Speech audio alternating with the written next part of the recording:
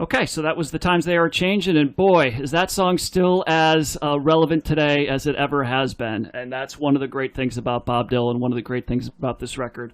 This was, as I said, his first album of all original compositions, and that was really not just a unique thing for Dylan, but a unique thing for folk music in general, because a lot of the folk artists in New York, which is where Dylan was spending a lot of his time in the early years in Greenwich Village, a lot of the folk artists were just, they weren't necessarily writing their own songs. They were going back to the archives, playing traditional folk songs, Irish songs, Celtic songs, old English songs, things like that.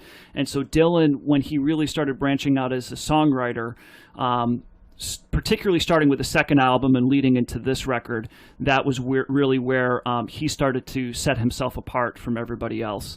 So, couple of details about the record. It was recorded from August 6th through October 31st, 1963, and it was released on January 13th, 1964. This is also probably a Combing the Stacks record here. This is the third record in a row that I'm covering that was produced by Tom Wilson. So this was he produced the Mothers of Invention record, not knowing what he was getting into when he signed them, and also the Simon and Garfunkel record that we did last week, Parsley, Sage, Rosemary, and Thyme. So Tom Wilson came along, worked with Dylan a little bit on his second album, and then did this record plus the next two. So he was kind of a staple for Dylan for a couple of years. So Dylan during this time he started to gain a little bit more notoriety. He was a little bit more well-known in the folk circles. He was starting to become a hero of theirs, but wasn't really getting national attention just yet. But that started to change a little bit. One story that came out in May of 1963, he was supposed to play on the Ed Sullivan Show, and he was told by CBS that his song Talkin' John Birch Paranoid Blues was a potentially libelous song to be playing towards the John Birch Society. And so they didn't really want him playing that, I guess, and Dylan, instead of capitulating to any type of censorship, just decided to walk out and not play at all. So that got that was a little bit of a newsworthy action on his part. He also started around this time teaming up with Joan Baez, who was another folk singer who collaborated with Dylan a lot. Teaming up. Yeah, teaming up in quotes. They teamed up in multiple ways. Josh is correct about that. But they toured together, and she really latched on to him as kind of they were both really in love with each other, but probably her more so than him. And it got to the point where she started realizing that he's writing the songs. He doesn't really need me as much as she needed him. So that started to break apart a bit, but. She was heavily involved in the civil rights movement and kind of brought Dylan along with that. He did perform at the March in Washington when Martin Luther King gave his famous I Have a Dream speech in August of 1963. And this album saw, even more so than his previous record, The Freewheelin', Bob Dylan, probably saw him getting even more politicized in his music. And this was also a darker record. If you go back and listen to some of Dylan's earlier stuff from his first two records and some of the cutting room floor stuff, there was a lot more humor and kind of tongue-in-cheekness in his songs. And this record's not a whole lot of humor. This is a very dark album. It's not all political. There's some songs on, but there's some songs on here that have to do with living in the Depression. And there's songs in here about love lost, right? Anti-war. And there's anti-war stuff in here too. So it's very there's not a lot of happy feelings going in here, maybe with the exception of when the ship comes in. But and then even though Dylan was becoming a huge figure in the folk movement, which was very much tied to the civil rights movement, he certainly played a lot of shows with people like Pete Seeger, Peter, Paul, and Mary, and people that were really involved heavily in the civil rights movement. And Dylan, if you read any of his quotes or see any interviews, it's very interesting because he claims that none of his songs are topical, none of his songs are political. He's just writing songs because they're reflecting something in society. But a lot of times he even says things to the effect of, I don't even know what I mean. People are always asking me, what does this mean? What am I writing about? And a lot of times I don't even know what it means. Joan Baez. And Go ahead. he, Matt, is full of shit. Well, I will say this: he's consistent in his evasion of those types of questions. He is clearly uncomfortable talking about that stuff, and this is really where that whole voice of a generation was starting to come about more so. People said quotes about him like, he was saying things that all of us were thinking but never could say. And he had his finger on the pulse of society and everything like that. But it is hard to believe that. I agree with that, John. When you're writing songs like "The Times Are a Changin' and "Lonesome Death of Hattie Carroll" and "Only a Pawn in Their Game," how are those not political songs? I mean, Yes, with these songs God are on pretty our side, straightforward. there's nothing political about that song at all. No, how could you possibly read into that? How could we be so obtuse, Matt? Yeah, well, you just need to expand your horizons a bit, John. I think. So that's basically what this record is. I don't think I have any other notes. I'll probably do a little bit more. We are going to cover the freewheeling Bob Dylan later on in the podcast, and I'll probably do a little bit more of Dylan's origins because that'll be the earliest record that we do cover. I know we're all familiar with Dylan, but what did we think of this record? John, why don't we start with you? So I was pleasantly surprised so far in the podcast that the two Dylan albums that we've listened to, John Wesley Harding and especially Nashville Skyline, have been albums that were a Dylan I wasn't really aware of, and I really enjoyed the version of. This is the Dylan I'm more aware of, and this is the Dylan that I would definitely put this in the category of I can appreciate the influence and totally understand it, especially of his era, but this is not my Bob Dylan. I will start with a compliment. This is Dylan probably at his best lyrically. He hadn't become what I think sometimes is sort of the parody version of Bob Dylan that's almost become, but that Simon and Garfunkel 3 years later, right, we're making fun of. He's not at that point yet, but he's beginning to create the type of form that becomes what gets spun off into the parody. But the lyrics are really excellent here, I have to say. With that being said, this is the Dylan that people think of when they stereotype. The voice that sort of is folky, but every once in a while stumbles on tune, but's mostly off tune. Songs, especially on the front end of the album, are long. I certainly can't do anything but recommend it as a listen because as a historical document, it's a necessary listen for the 60s because so much spun off of it. But in terms of my personal enjoyment, this falls very much in early Bob Dylan, folk Bob Dylan, that I'll be very honest, that's a tough genre for me, and so I acknowledge my biases. Great lyrics, lots of harmonica, and not much else. This is certainly not plugged yet, or experimenting with other instruments. So if you like songs, and you like songs with harmonica, and you like songs that have harmonica, and have lyrics that, like Matt said, can walk, I guess, non-political, but yeah, he's talking about sunsets in the wind, I guess. But yes, if you're at all perceiving what he's writing about, which he clearly is, the times in 1963, 1964, that era, and if you know his bio, it's clear what he's writing about. Yeah. So I know that doesn't help, but it's not my personal favorite Dylan album. I'm very familiar with this album. If you love folk music, you're going to love this. If you like singer-songwriters, I think you're also going to love it. And certainly you should listen to it if you are a rock fan to know one of the earliest examples of where rock would be going in the 60s. But yeah, I mean, it's that Dylan that is the stereotype.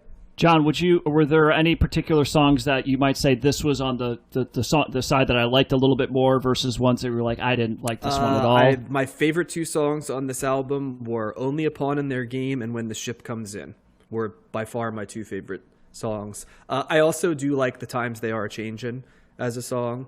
I would say Boots of Spanish Leather and With God on Our Side are songs that I think that you're either going to love those songs and say this is the essence of Dylan, or you're going to look at them and say, okay, that's the Bob Dylan that is the stereotype, right? So that would be my layout. I do think that the beginning is a little too long and the end is a little too long, but the middle of the album for me was the sweet spot. So that North Country Blues to When the Ship Comes In with Only Boots of Spanish Leather being a song that I didn't like, that was my favorite part of the album. Okay. What about you, Josh? Oh, John, can you remind me what type of Dylan era or genre do you like? More is line for you. I like mid-70s Dylan. I like when Dylan plugs in from the mid-60s on. Okay. And I've since learned that I apparently like late 60s country Dylan because I enjoyed both those albums quite a bit. So Thank you, Call Me the Sax.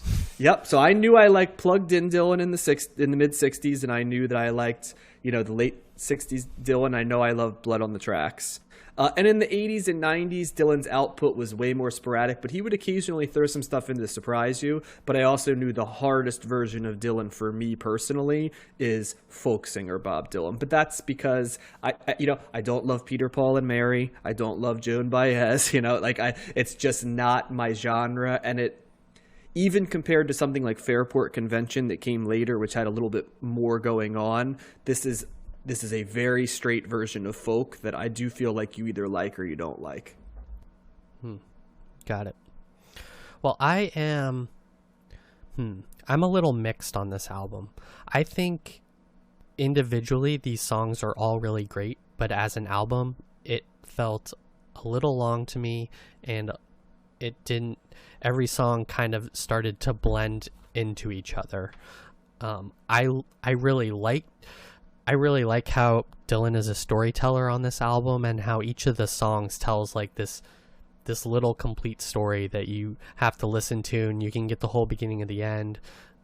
Even with the long songs like With God on Our Side, it's all it's straightforward, and the lyrics are really powerful, and songs like Ballad of Hollis Brown and Lonesome Death of Hattie Carroll, they talk about injustice among people, and he references Medgar Evers too, and I really like all of the messages that he's trying to get across and the stories that he's telling. But I can't see myself listening to this album as a whole again, if that makes sense. Like, I could pick out any of these songs and enjoy them, or if Dylan was on shuffle and these songs came up, I would enjoy it, but I don't know how. So he needs a CCR Chronicle for Bob Dylan? Yeah. Put them on there? Yeah. He does have the greatest hits, Josh. Yeah. I mean, I can just make my own playlist if I want to, but right. But do you guys see what I'm saying? Like, it just kind of runs together a little bit for me on this album, even though I enjoyed the songs when I was listening to them. Well, I think too, it's probably one of those things where if it's not your thing, if it's not your genre, it can seem like a long album because there's not a whole lot of variation. Right. John or Josh, when you were talking about the personnel on the Captain Beefheart album, right? You're listing off all these people, all these instruments. This is Bob Dylan, guitar, harmonica, piano. That's it. Yeah, right. That's it. Mm-hmm. And that's what this is. This is stripped down Dylan. This is what really got him started. This is what people loved about him, and this is why people hated him so much when he went electric, because when we get to those albums, they're totally different. So I think that makes sense. I don't think that's out of place. You gotta want to listen to something like this, I think, to enjoy it. Right. It's a very defined structure at this point in Dylan's career, and he toyed around with the structure a little bit later in his career. But this is gonna, not just the instruments, but the exact amount of time he's going to sing before he gets to an exact harmonica part. Each song, depending on where it is, it's a very structured way of creating a song. It just sometimes lengthens out that same structure, which is not necessarily an indictment, but that's what folk music was, right? Mm-hmm. Right. And like you said, Matt, I think maybe it also has to do with the fact that overall the songs are all very dark. There's no variety in terms of, like, I don't mind him on just guitar and harmonica, but if he can use that in like a more positive or jaunty, is a word I'm using tonight. I come back to that.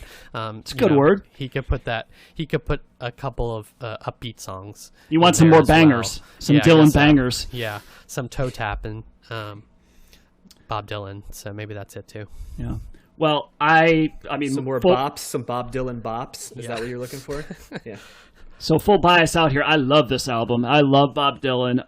I did not know all the songs on this. This was not a record that I had growing up, but I knew maybe half the songs, either from like the greatest hits or from the live albums that I had, because Dylan, there's an extensive catalog that they've been working on for a while now, the Bootleg series, which is just a series of different live concerts, cutting room floor stuff, B-sides that were never released, things like that. But I get why people don't like Dylan or don't really appreciate his voice. I love it. When I hear this is, and I'm not a huge folk. I wouldn't say that I'm a huge folk fan. I do like folk a lot, but it's not my first love, I guess you would say. But I love Dylan's voice. I love the way he plays the harmonica. There's some songs on here that just still get me. The Times Are Changin'. That might be the song that I've known the longest of Dylan's, and the song that I've liked the longest. That song has never gotten old for me. Every time I hear that song, it's just it's so good. I don't think that I have ever really come off of that. I don't always want to listen to Dylan. I don't always want to, go down this road. But when I do, I'm always reminded of how great he is. Even I'm not a lyrics guy, but I appreciate, the lyrics in something like With God on Our Side, or really anything from this. It was so effortless for him to write this stuff. The story of when the ship comes in, he was going to a hotel with Joan Baez, and he was looking a little disheveled, which he did oftentimes during this time of his career. And the hotel clerk didn't want to let him in, and Joan Baez got all mad and stuff, and she finally forced her way into getting a room for him. And he was upset by it, the way that he was treated. And then he was like, yeah, well, I'm just going to go write the song. And he writes When the Ship Came in like a half hour or whatever that night, busted it out. And that's the stuff that he did. He just got inspired, and he was just on this tear of writing songs because it was so new to him. It was so different, and he knew what he was doing. He knew that he was doing new stuff, that there weren't a lot of folk artists that were writing their own stuff like him. And he had just such confidence, and you can really hear it on this. Then this is probably his last record, this last full attempt at doing something more, even though he would disagree with the terms topical and political. But that's very much what this is. And at the end of this, by the time that this album came out, he was really starting to move away from that and wanted kind of, was pulling away from the civil rights movement and things like that. So it's kind of interesting because, the two albums we've covered, John Wesley Harding and Nashville Skyline, for those that are remembering, and then I mentioned Blood on the Tracks, right? Blood on the Tracks about his divorce very clearly, and the songs very clearly line up.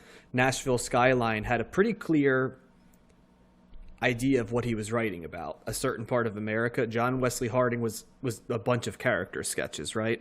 I think, like Josh said, I was surprised that an album called The Times They Are Changin' was not as coherent in terms of the narrative, but I don't know if that's what he's going for. And I was also describing to a friend, he's like, what was, tell me a little bit about that Dylan album, because I know Dylan a little bit. I said, this was the era where like everything that Bob Dylan's writing about, you can imagine him talking about it to someone, like, like, Bob, what are you thinking? With God on our side, and like everything's sort of an outgrowth of his words. Whereas later it was a lot more mysticism, because when I think of most of Bob Dylan's career, I think of religious allegories, and he's always tying it into some sort of, and he oftentimes even uses that to describe his lyrics, right? Even when people think they get it, it's like, well, there's an element of it that's spiritual.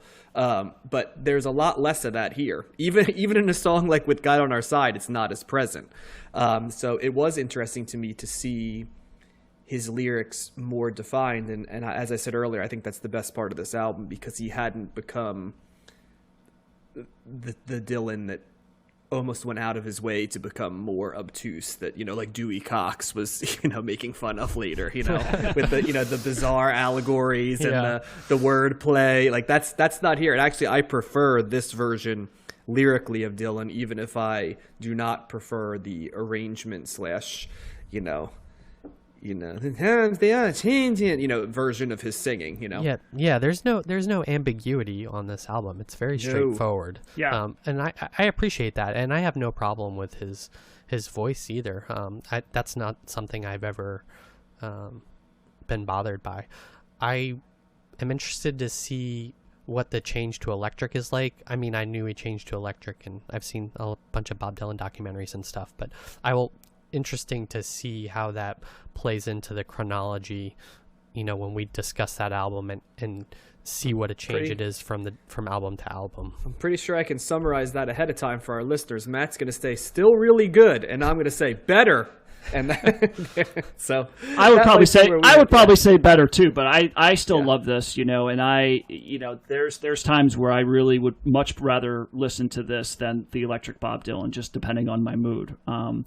But I think that I agree. This is a much more straightforward record compared lyrically to something like Blonde on Blonde. It's like, it's beautiful. Like, I can tell, like, man, he's got the images that he's coming up with, and just putting it all together is amazing.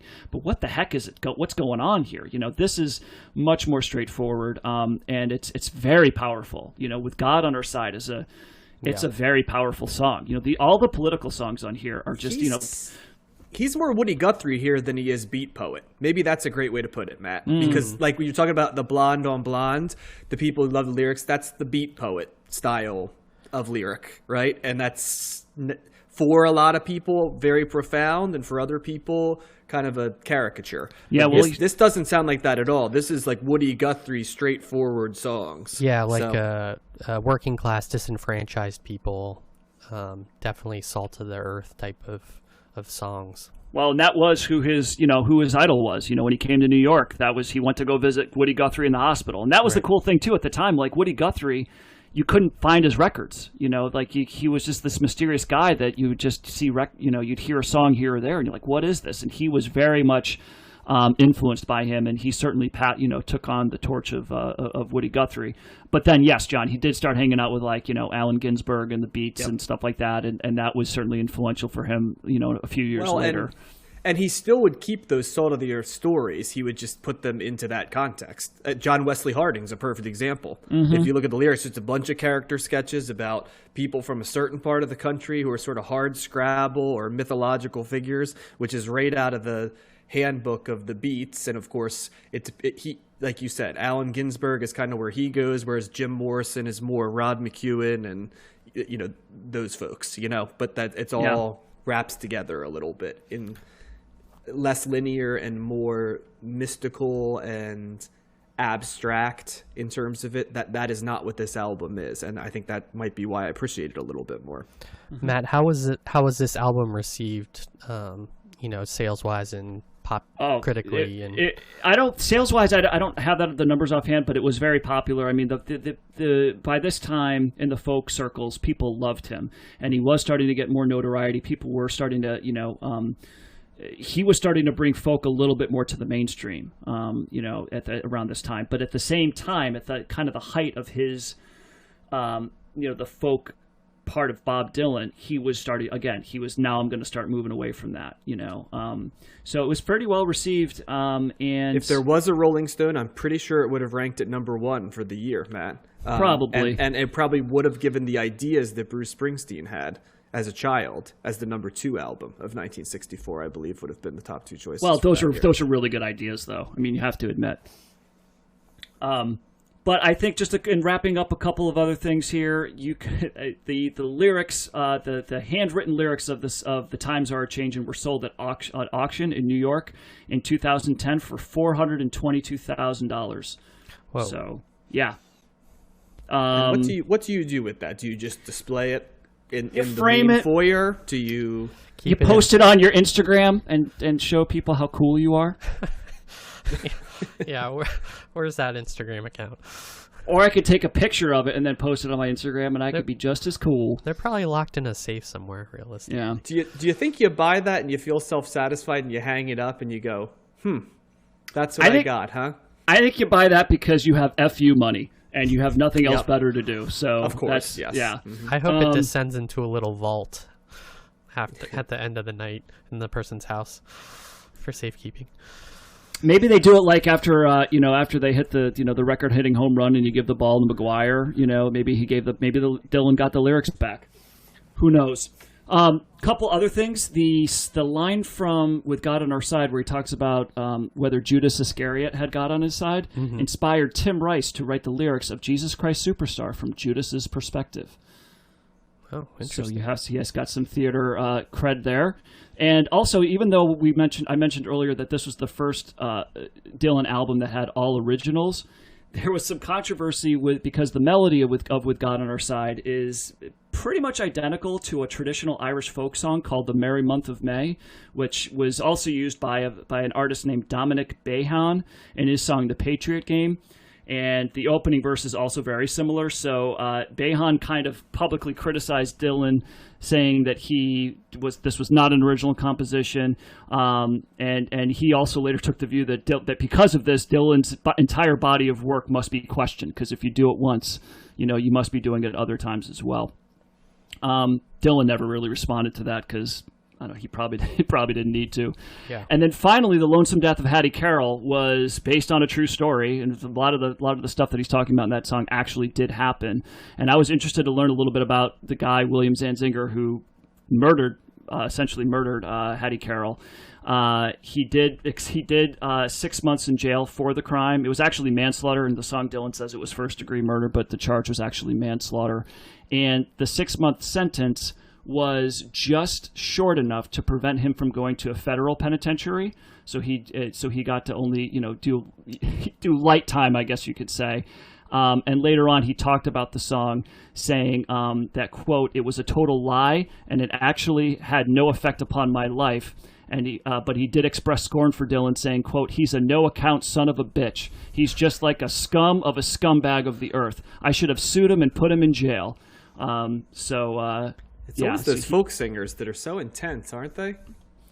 Well, I don't know if Zanziger he was the person that killed him. He was the murderer. He was. I don't think he was a folk singer. I think he was a. I think he probably had a folk career on the side, right? He might have been more of a country dude. I always hear that Bob Dylan inspired so many people. You know what I mean? Perhaps he just subtly inspired. He inspired the murder. Dylan. Yeah. Yes. That sounds about right.